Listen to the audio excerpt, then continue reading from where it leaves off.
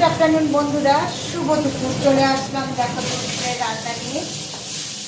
তার কি রান্না হচ্ছে চলো তোমাদেরকে একটু দেখিয়ে দিই। ভাতটা তো করেই ফেলেছি, ভাতটা তোমাদের দেখালাম না। আর এখানে দেখো ফুলকপি, আলু আর হচ্ছে পেঁয়াজ দিয়ে আর কাঁচা লঙ্কা দিয়ে এটা হচ্ছে ভাজা করেছি। আর এখানে আছে কি বলতো, ছেলের সকালে খেয়েছি, আজকে ভাতই খেয়েছি সকাল টিফিনে। তাই এটা চাক করে আলু ভাজা করেছি, তাই 3 পিস রয়েছে, বাজারে সব খাওয়া হয়ে গেছে। ওরা ডিম সিদ্ধ দিয়ে আর আলু দিয়ে বাটার দিয়ে সকালবেলা ভাত খেলো। আর আমি হচ্ছে খাইনি বন্ধুরা, কারণ হচ্ছে আজকে বৃহস্পতিবার আর আমি তো রান্না করে পুজো করি। আমি আর ভাত খাইনি, কেন ঠাকুরের বধ পারতে পারবো না, তার জন্যে হচ্ছে আমি খাইনি আর কি। তো চা বিস্কুট খেয়েছি, এত রান্না শেষ করে তারপরে হচ্ছে।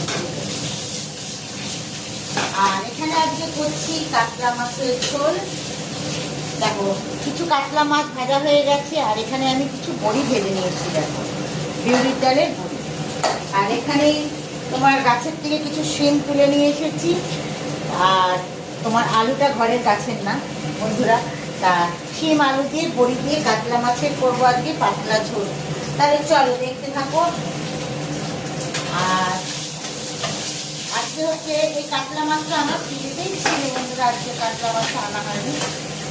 আর যে নিয়ে এসছে এখন এই যে শোল মাছ, এটারে হচ্ছে ধুয়ে এখন পরিষ্কার করে ফ্রিজের মধ্যে ঢোকাবে। এটা আজকে রান্না হবে না।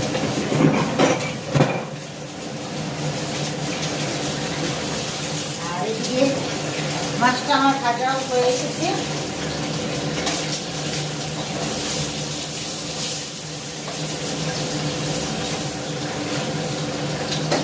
দেখো সব মাছগুলো আমি ভেজে নিয়েছি। এর মধ্যে আমি একটু 5 ফোড়ন সম্বার দেবো।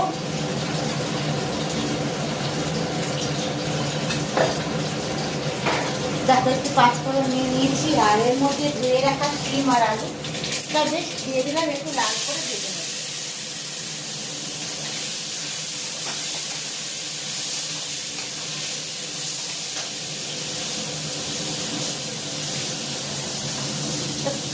দেখো শিম আলুটা একটু লাল করে ভাজবো। এর মধ্যে হচ্ছে এবার আমি লবণ আর হলুদ দেবো।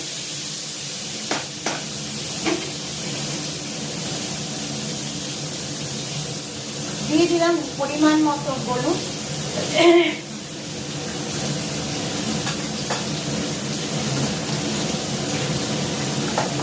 আর দিয়ে দিলাম লবণ।